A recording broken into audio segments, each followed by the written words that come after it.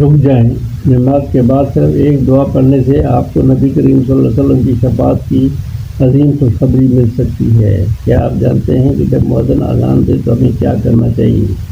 سب سے پہلے مؤذن کے الفاظ کو دہرائیں اور جب وہ کہے حی علی الصلاۃ حی علی الفلاح تو جواب میں کہیں لا حول ولا قوۃ الا باللہ۔ پھر اذان مکمل ہونے کے بعد نبی کریم صلی اللہ علیہ وسلم پر درود شریف پڑھیں۔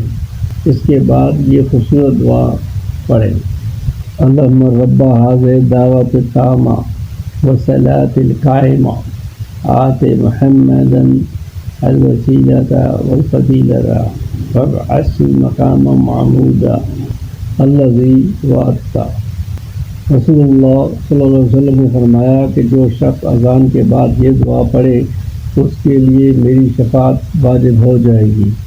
تو اگلی بار اذان سنیں تو صرف سن کر نہ گزریں بلکہ اذان کا جواب دیں، درود پڑھیں اور یہ دعا ضرور مانگیں۔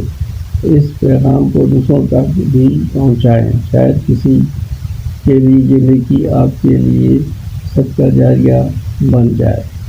ویڈیو کو لائک کریں اور شیئر کریں اور اپنے چینل جاوید فارمیسی کو سبسکرائب کریں۔